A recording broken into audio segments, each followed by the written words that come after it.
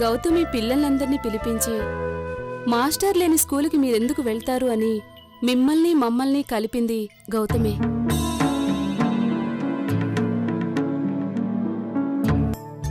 గౌతమి, రూమ్లో ఫైల్ ఉంటుంది, తీసుకురా.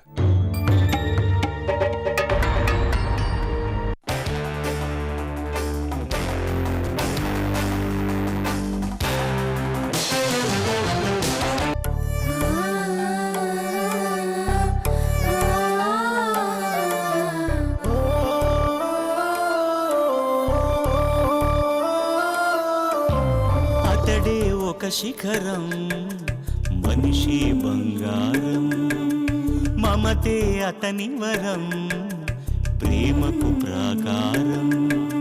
సగము తనువు సతికిచ్చాడు, శిరమున గంగను మోశాడు.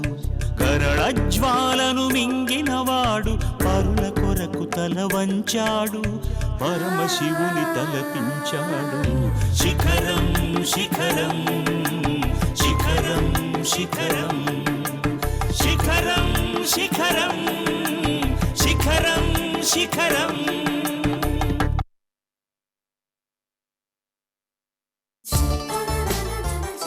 ఇదిగో అమ్మాయి, ఇదే మంచి ఛాన్సు. చూపులు దాటి చేతల దాకా వచ్చింది. రోజు నేనిచ్చే ఫైల్ నీకిచ్చాను. ఒక ఫైల్ ఏంటి, అన్నీ ఇచ్చాను. నువ్వు నాకు మాత్రం బిడ్డనివ్వు చాలు.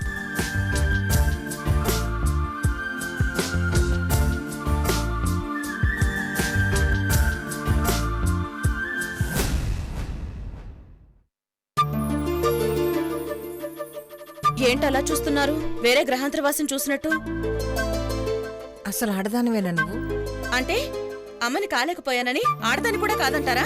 అక్కా చెల్లెళ్ళు చీరలు పంచుకున్నట్టు, వియ్యపురాళ్ళు సారెలు పంచుకున్నట్టు, బంగారం లాంటి భర్తను పంచడం ఏంటమ్మా? పంచుకుంటేనే పసిబిడ్డ అడుగు ఈ ఇంట్లో పడుతుంది. పండు చేతిలో పెట్టుకుని తినడానికి పళ్ళు లేనప్పుడు పక్క వాళ్ళకైనా ఇవ్వాలి. పనికిరదని పారేస్తే పక్కింట్లో చెట్టు అవుతుంది, మన ఇల్లు బీడవుతుంది. త్యాగాలు అందరూ చేస్తారు. నీలాగా ఎవరూ వాళ్ళని త్యాగం చేయరు. నువ్వు కోడలుగా వచ్చావు. నా కడుపున బిడ్డగా ఎందుకు పుట్టలేదు? మీరలా మాట్లాడకండి, నాకు అసలు ఏడుపు వస్తుంది. రండి, మీకు టిఫిన్ పెడతాను.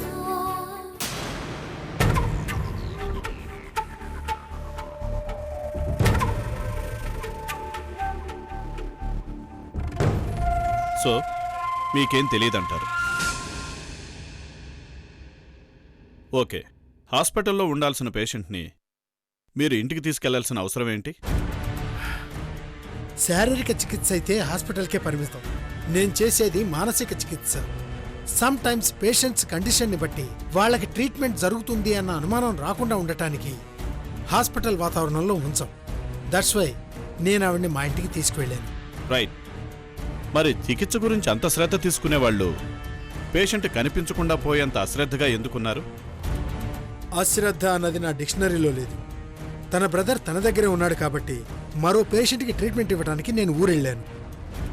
వచ్చేసరికి ఇలా జరిగింది, అంతేకాని ఈ నేరంతో నాకెలాంటి సంబంధం లేదు. నో, నేరం జరిగిందని అంత కాన్ఫిడెంట్గా ఎలా చెప్పగలరు? చెప్పండి డాక్టర్. ఏం జరిగిందో తెలియదని మీరే అన్నారు, నేరం జరిగిందని మీరే అంటున్నారు. ఈశ్వర్ గారు చెప్పిన దాన్ని బట్టి, మీరు ఎంక్వైరీ చేస్తున్న విధానాన్ని బట్టి సంథింగ్ రాంగ్ అన్న ఉద్దేశంతో నేను ఆ మాట వాడాను. అంతేనా? ఎస్. సరే, ఏం జరిగి ఉంటుందని మీ ఉద్దేశం? అదే నాకు అర్థం కావట్లేదు. వెళ్ళేటప్పుడు ఉన్నవాళ్ళు వచ్చేసరికి లేరు. ఆ అక్క తమ్ముడితో పాటు నా దగ్గర ప్రాక్టీస్ చేస్తున్న నా అసిస్టెంట్ కూడా కనిపించడం లేదు. అసిస్టెంటా? పేరు? వరుధిని. మరి విజయ్ గురించి మాత్రం ఏం తెలియదు అంటారు. ఈశ్వర్ గారు చెప్పే వరకు ఆ పేరు కూడా వెళ్ళలేదు. వెళ్ళేటప్పుడు ఉన్నవాళ్ళు వచ్చేసరికి లేరు. ఎక్కడికి వెళ్ళారో ఏం జరిగిందో తెలియదు, కానీ నేరం జరిగిందని మాత్రం మీరు అంటున్నారు. చూడండి ఇన్స్పెక్టర్, మీ అందరి అనుమానాల్ని బేస్ చేసుకునే నేను ఆ పదాన్ని వాడాను, అంతే. I'm a psychiatrist, not a criminal. విచారించండి, తప్పులేదు. బట్ అనుమానించి అవమానించద్దు. This is not a good manner.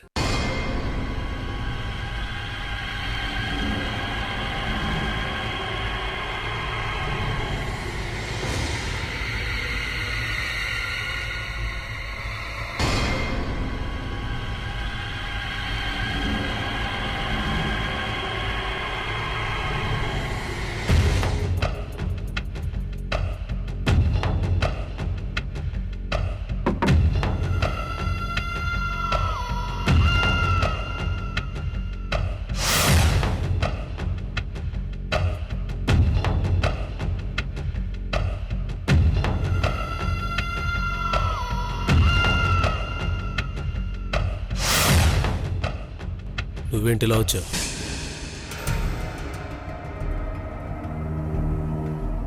ఎలా ఉంది? అలా ఉంది. సరే, నువ్వెందుకు వచ్చావు? కొంచెం డబ్బు కావాలి. డబ్బా?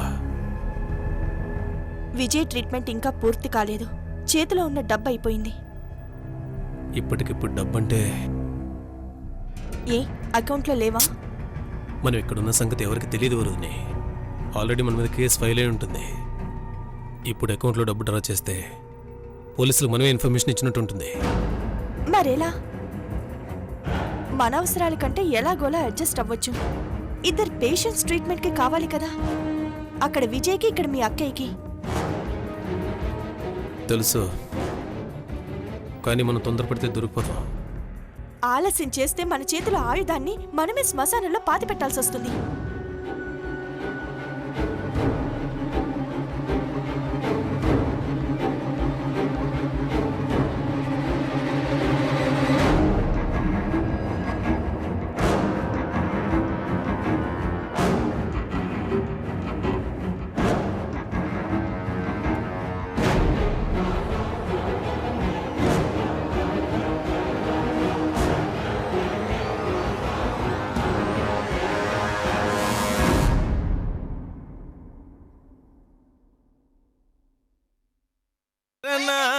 వస్తున్నానయ్యా, వస్తున్నాను.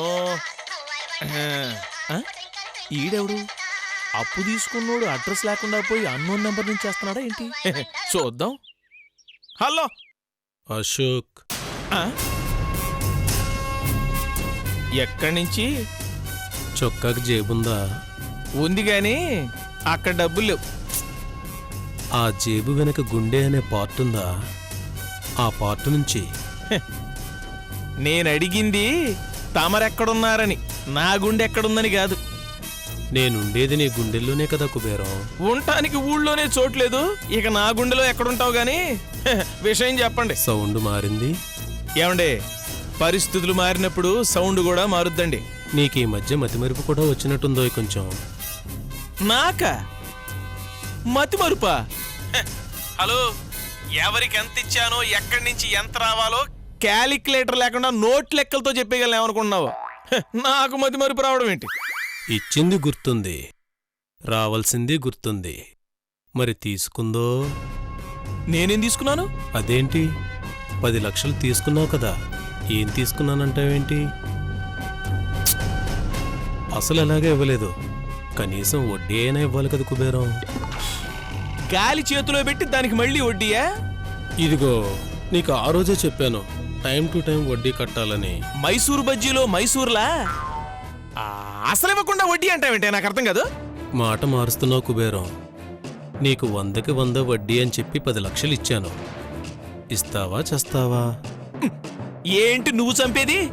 ఒకసారి వచ్చి మీ బావ కనపడు, ఎవడ చస్తాడో తెలుస్తుంది.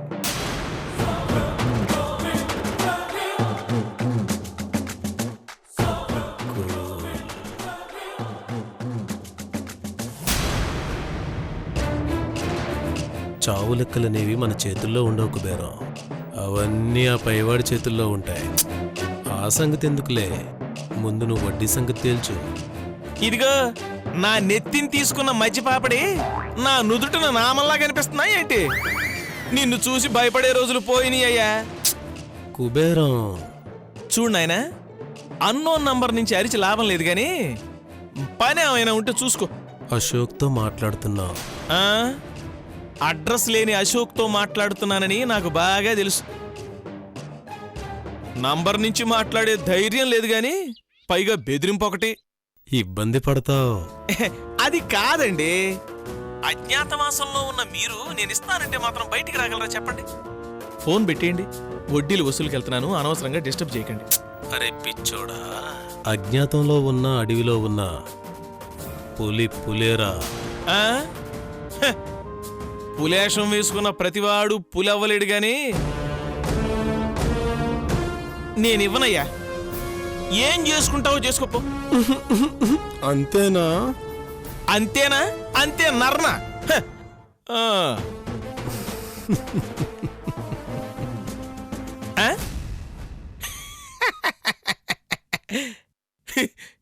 ఇవ్వనంటే నవ్వుతాడేంటీడు? అంతేలే, నవ్వడం తప్ప ప్రస్తుతానికి వాడేం చేయగలడు? ఏమన్నా చేస్తే మనం చేయగలం కదా. అవును, మనమే చెయ్యగలం. ఈడేంటో పాపం ఆత్రంగా అప్పు చేసి మరీ బ్రహ్మాండమైన ట్రాక్టర్ కొనుక్కున్నాడు కానీ ఒక్కసారి కూడా వాడినట్లేడు. మనం వాడకానికి ఇస్తే పోలే. అది కరెక్ట్.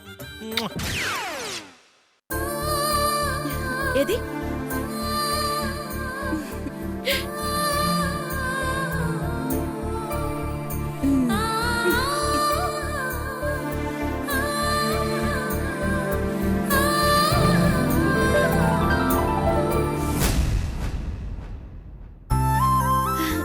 ఇదిగో ఆయన ఇంటికి వచ్చే టైం అయింది. వచ్చేసరికి వాకిట్లో ఎదురు చూస్తూ నిలబడాలి. అన్నిటికీ ఆ క్వశ్చన్ మార్క్ ఫేసేనా? భర్త ఇంటికి వచ్చేసరికి భార్య గుమ్మంలో నవ్వుతూ ఎదురు చూస్తూ ఉంటే రోజంతా పడిన కష్టాన్ని మర్చిపోతాడు. అంటే మీరు కూడా అలానే చేసేవాళ్ళ మేడం? నేను చాలా చేశానులే, అందులో అయితే చిన్న ముక్క. మరి మిగిలింది? ముందు ముందు నేను చెప్పాల్సిన పని లేదు, అన్నీ నీకే అర్థమవుతాయి. రారా, ఆయన వచ్చే టైం అయింది. ఎక్కడికి మేడం? చెప్తాగా, రా రారా, ఇటు నుంచో. ఆయన వచ్చేసరికి ఎలా నిలబడతావు? నిలబడు, నిలబడు.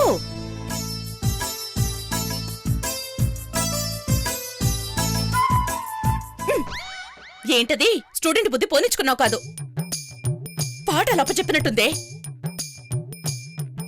అలా కాదే, బాపు బొమ్మలా నిలబడాలి. నించునే విధానం రతీదేవిలా ఉండాలి. మొనాలిసాలాగా నవ్వి నవ్వనట్టు మొహంలో నవ్వు ఉండాలి. నవ్వు. వాళ్ళందరూ ఎలా నిలబడ్డారో నాకేం తెలుసు మేడం?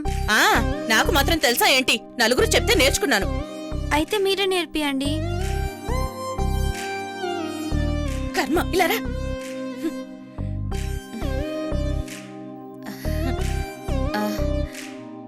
ఇదిగో ఇలా జడ చేతిలో పట్టుకుని వయ్యారంగా తిప్పుతూ మునివేళ్లతో నేలని రాస్తూ ఇలా ఓరకంటగా ఎదురు చూస్తూ ఉండాలి.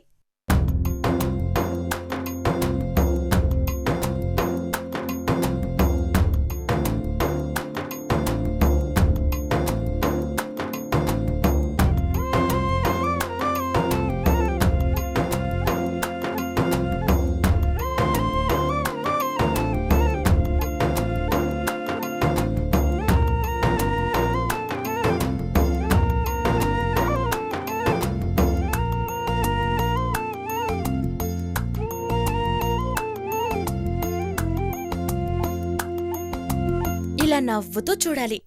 అర్థమైందా? రా, నువ్వు చెయ్యి. నించు. అయ్యో, చూసి నించు. నించు. చెడ ముందుకేసుకో. కాస్త వయ్యారంగా వేయవే. తిప్పు. పప్పు రుప్పు. కాస్త వయ్యారంగా తిప్పు. అటు చూడు. ఓరకంట చూడు. నవ్వు. ఇప్పుడచ్చు బాపు బొమ్మలా ఉన్నావు. నీకు అసలు బుద్ధి ఉందా? ఇంట్లో ఉన్న పరిస్థితి ఏంటి? నువ్వు చేస్తున్న చేష్టలేమిటి? ఇంటి కోడలువేనా? కాబట్టే ఈ ఇంటి పేరు నిలబెట్టాలని ప్రాకులాడుతున్నాను. ఆ మాత్రం అర్థం చేసుకోరే. బాధలుంటాయండి, ఏ ఇంట్లో లేవు. అందుకని బ్రతకడం మానేస్తావా? మనిషి కనిపించట్లేదని మీరు బాధపడుతున్నారు. ఈ ఇల్లు ఏమైపోతుందా అని నేను ఆలోచిస్తున్నాను. నువ్వేంటే సరిగ్గా నిలబడు. అచ్చుడు. ఓ పని చెయ్యి, దాని చేతిలో ఓ పుస్తకం పెట్టు. ఎందుకు? పెడితే బాగుంటుందని. నవ్వింది చాలే, సరిగ్గా నిలబడు. అచ్చుడు. నువ్వొకదాని దొరికా నా ప్రాణానికి. దేనికి నవ్వాలో తెలియదు, దేనికి ఆడవాలో తెలీదు. దాని చేతిలో ఎప్పుడు పుస్తకం పెట్టాలో, ఎప్పుడు పాల గ్లాస్ పెట్టాలో నాకు బాగా తెలుసు. ఇంతకీ మీ చేతిలో పుస్తకం ఏది? ఏ పుస్తకం? అదే భగవద్గీత. లోపల ఉందిలే. అదలా ఉండకూడదు, ఎప్పుడు మీ చేతిలోనే ఉండాలి. వెళ్ళి ఆ పుస్తకం తీసుకుని చదువుకోండి. ఆయన వచ్చే టైం అయింది, దీంతో ప్రాక్టీస్ చేయించాలి. నువ్వు నిలబడివే. అటు చూడు. పండంటి కాపురానికి 12 సూత్రాలు చెప్పడం మానేసి అడ్డాలు చెప్తున్నారు. నువ్వు చెప్తున్నావుగా, ఇక నేనెందుకులే. వయసు పెరిగింది గాని విసురు తగ్గలేదు. ఇదిగో, నువ్వు ఇలాగే నిలబడు. ఆయన ఎప్పుడొస్తారో ఏమో, అలాగే చూస్తూ ఉండు. చిన్ని చిన్ని. వస్తున్నానమ్మా.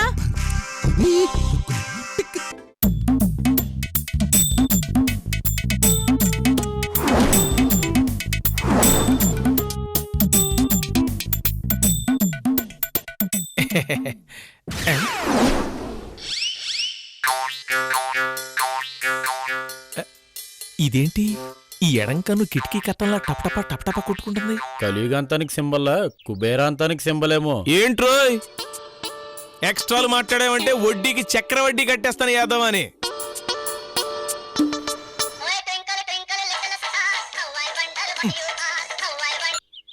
హలో బేరం కుబేరం హియర్. నేను రామ్మూర్తిని.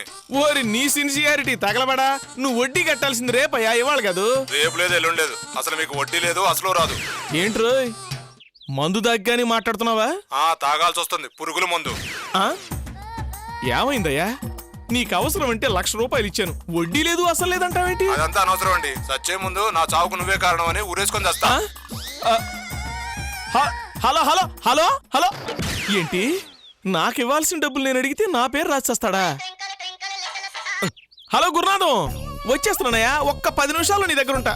మధ్యలో ఓ స్పెషల్ ఎఫెక్ట్ ఎదురైతేను. నువ్వు రావాల్సిన అవసరం లేదు. నీకు అసలు కట్టలేను, వడ్డీ కట్టలేను.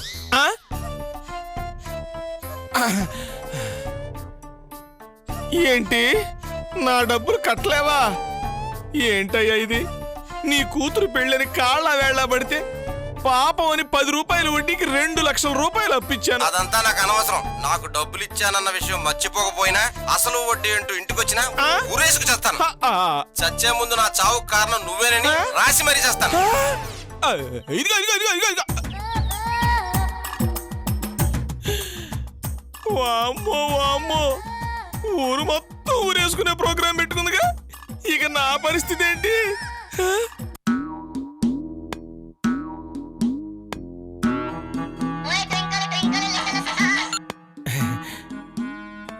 కన్నారావు, ఇదిగో కన్ను, ఈ రోజుకి రాలేను గాని రేపు పొద్దున్నే వచ్చి 7:30 వచ్చి కలెక్ట్ చేసుకుంటానే.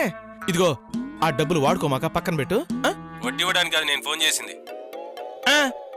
మరి దేనికి? ఇవ్వనని చెప్పడానికి. కాదని కలెక్షన్కి వస్తే ముందోళ్ళు చెప్పింది నా మాట. ఏంటి ముందోళ్ళు చెప్పిందే? ముందోళ్ళు ఏం చెప్పారు నీకేం తెలుసాయా? ఏం చెప్పిన మ్యాటర్ అదే కదా. నువ్వు వస్తే చావడం, కారణం నువ్వని రాయడం.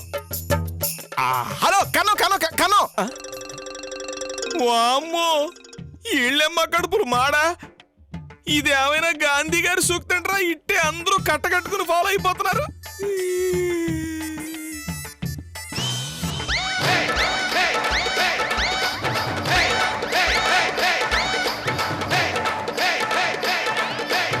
నువ్వు కూడా డబ్బులు ఇవా?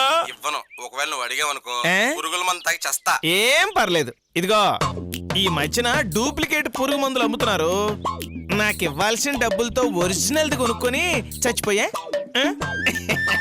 అప్పుడు పోలీసులు వచ్చి నన్ను అరెస్ట్ చేస్తారు. ఓకేనా? నువ్వు పైనుంచి చాలా హ్యాపీగా ఆశీర్వదిద్దుగా నన్ను. నీ అమ్మ కడుపులు మాడ. ఏంటమ్మా ఏం కూర చేస్తున్నావు? తోటకూర పప్పండి. గన్నేరు పప్పు గరం మసాలా వేసి చేయరాదు? అదేంటమ్మా? మరి పప్పులు ఉప్పులు కాదు, వెళ్ళి కొరమీన్ చేపలు తీసుకురా. కొరమేన్ పులుసా? నీ కడుపుకు తినడానికి కాదు, మా ఆయనకు పెట్టడానికి. అందరం తింటాం కదమ్మా.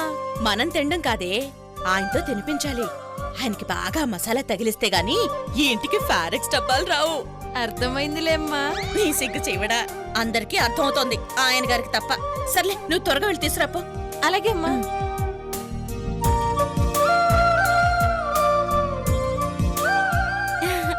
గుడ్. గౌతమి, నీకు భార్య అంటే ఎలా ఉండాలో తెలుసా? అటు చూస్తూ చెప్పు. తెలుసు. ఎలా ఉండాలి? కార్యేషు దాసి, కరణేషు మంత్రి, భోజేషు మాత, శయనేషు రంబల. అందరికీ తెలిసిందే అంతవరకే. చాలా మందికి తెలియనివి ఇంకో 2 ఉన్నాయి. రూపేచ లక్ష్మి, క్షమయా ధరిత్రి. రూపంలో లక్ష్మీదేవిలా ఉండాలి, ఓర్పులో భూదేవిలా ఉండాలి. రూపేష్ లక్ష్మి అంటే మీరే మేడం, కానీ క్షమయా ధరిత్రి మీకు వర్తించదేమో. ఎందుకు వర్తించదు? నాకన్నా ఓర్పుగా ఉండేవాళ్ళు ఈ ప్రపంచంలో ఎవరూ లేరు. కాకపోతే కనిపించనంతే. నువ్వు సరిగ్గా నిలబడు, అటు చూడు.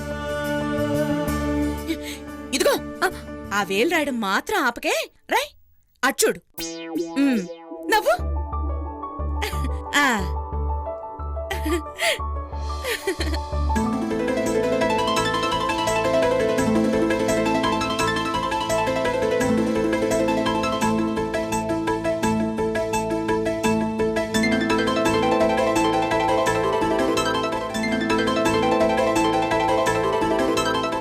లే రా